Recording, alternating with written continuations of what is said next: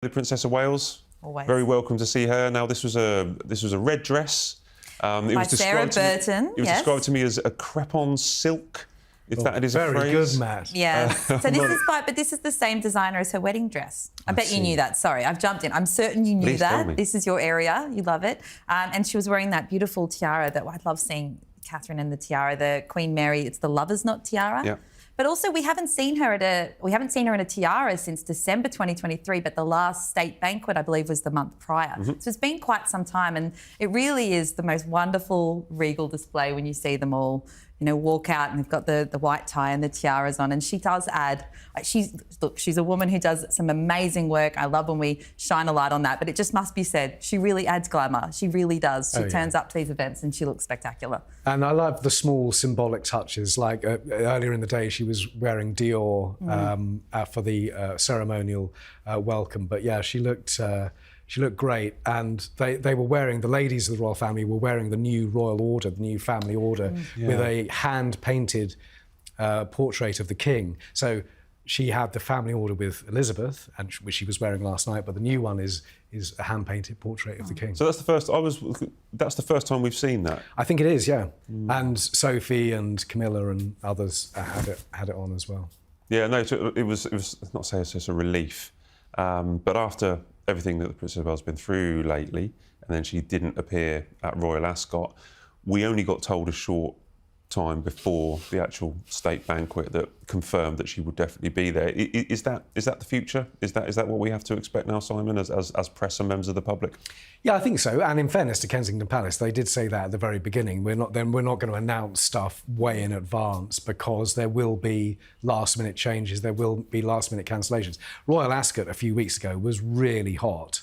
And I, completely get it that it may well have been that it was purely because of the temperature and, being outside for so long that was the decision.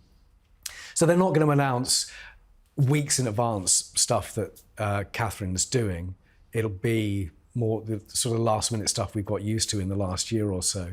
So if there is a cancellation, it's less of a big deal. But she has warned us. She has said that, when she was at the hospital a couple of weeks ago, she has said that, her recovery for patients, it is quite difficult and give us patience. Yeah, and temperature is relevant there. I mean, the temperature outside is relevant. I did see, she looked, as we said, she looked fantastic, obviously, with her outfits yesterday, but also she looked relaxed and happy and healthy. But I've got to say, I do have that new sort of filter over it after hearing those comments she made last week when she talked about having to put on a brave face when you finished treatment and you're just having to get on with it on days that maybe you don't feel up to it and it's hard to get back into routine. And again, it just adds that level of compassion where there will be days when she's not feeling as good as other days, but she turns up with a smile on her face. And it just adds that, hearing her talk about that, it just adds that layer when you see her out then on display. Let's rewind. Weeks ago, Princess Catherine made headlines. Not with drama, not with scandal, but with what royal insiders called a warning shot. It wasn't a public statement. It wasn't a flashy interview. It was subtle, calculated, and perfectly royal. But now, after the most recent state banquet, that shot makes perfect sense. According to veteran royal correspondent Simon Vigga, Kate wasn't just reacting, she was setting the tone. A tone the world just witnessed in full force. So what was the so-called warning? Sources say Kate made it abundantly clear through private channels and quiet actions, that she would not tolerate any further undermining of the monarchy, its image, or her role in it. This came at a time when headlines were being dominated by Sussex-driven narratives, royal, rebranding speculation, and questions about her increasing power behind the scenes. Kate's move wasn't loud, it wasn't emotional, but it was deliberate, a message to the outside world, and perhaps certain family members. Are we guilty of assuming that this is easy, then? That we're assuming that, you're just in a carriage and you're just walking in having dinner, you're sitting next to Emmanuel Macron and making polite conversation. Are we wrong to think, to assume, it's not a difficult Well, they thing make it look easy. This is the thing. The difficulty with being very good at your job is when you make something look easy, people expect that maybe it is. But, we were at Drooping the Colour, we've been, we were at Ascot, when you cover royal events especially, they're out there for a long time. You get such a better sense of the fact that these are long engagements. Often the temperature plays a role which you don't really pick up on through TV or photos. And there are other elements at play. And I do think that she does it as all the royals, the senior royals do, they do their jobs with so much ease and they do look so relaxed and happy. She's walking around in stiletto heels for hours, and let me tell you, that's not easy. It's easy to get it wrong, Yeah. and you know she doesn't put a foot wrong, and she knows how many cameras are pointing at her and how many people are looking at her. And I think we all know people who have in our families who are recovering from cancer, and the idea that they would then be on public display in front of millions of people with lots of cameras pointing at, we wouldn't want that happening to one of our relatives. Absolutely. If they were having a bad day, or even if they were having a good day. But that's what she's going through. You pointed out earlier about the power of the king with soft power and getting on with Macron and delivering that speech and being very, very tactile. The Princess of Wales, Queen Camilla, Prince of Wales, they also had a vital job as well at this state visit. I mean, they were in the carriage. They met Brigitte and Emmanuel Macron at the airport. Maybe they'll do that for Trump, and then they took him to Windsor. I'm really interested to wonder what would be in that polite chit-chat. I know we have kind of lip readers trying to work out what they say, but they have to be on form the whole day with people like Macron's and when Trump comes along, don't they? And they will have had briefings about exactly who's in the carriage with you and what they've done and what they're doing. And so, and I think the royal family are probably world experts at this, of the small talk and without it, because there's so often they're having to do it. And a lot of the time it's with people who are terrified of meeting them. It's with that grimace as they meet them, or grin. So they're really good at the small talk. Catherine, we've seen her time and time again. She puts people at their ease. So, I'm not saying it's the hardest job in the world. It's not, obviously. That the Princess of Wales is not to be underestimated. Fast forward to the recent state banquet at Buckingham Palace. All eyes were on Princess Kate, and she did not disappoint. Wearing regal white, with the lover's knot tiara, a piece once worn by Princess Diana, Kate exuded poise, confidence, and authority. She stood not just as a royal consort, but as the future queen. This wasn't about fashion or photo ops.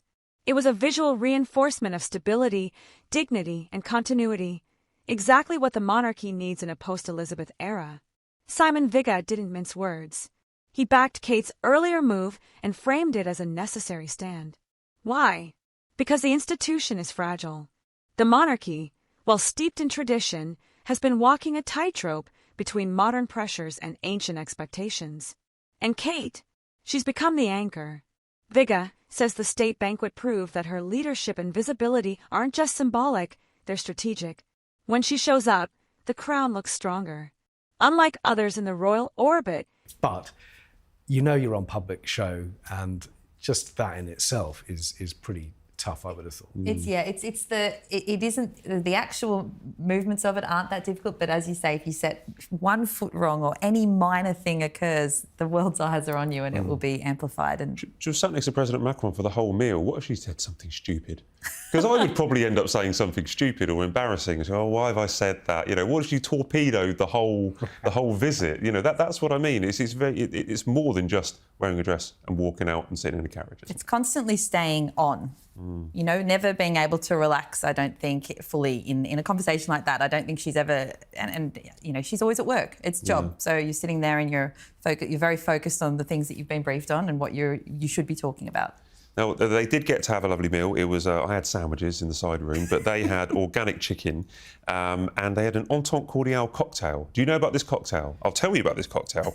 It was a combination of French and British ingredients. So it was British gin and lemon curd with French pastis, apologies if I said that wrong, garnished with, now wait for this, it was garnished with dried French cornflowers and English roses.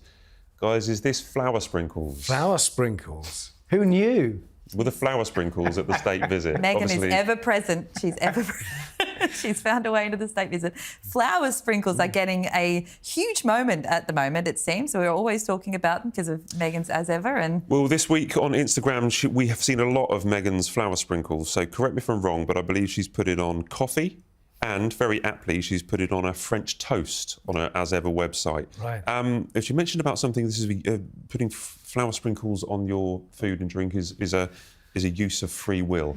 What's going on here? No, the coffee, honestly, on behalf of, I feel comfortable saying this, on behalf of all Australians, that's a crime. That is a crime. You cannot put flour sprinkles on a coffee. And also, why is it needed? I think look, fine. If you want to have it on dishes, where maybe on a dessert and it makes it look a bit prettier. I know some cakes have flowers and all of that. Why would you want it on your drink? Imagine taking that sip and having gritty bits in your mouth. It's disgusting. Yeah, it's going to stick to your lip as well. Yes, isn't it? I just don't. Why? Isn't it just like chocolate on a cappuccino? I can't believe we're talking like this. But... Kate plays the long game. No interviews, no podcasts, no media overshare. She lets her actions and her presence do the talking. And in doing so, she's become more than a princess. She's become the unofficial stabilizer of the royal brand.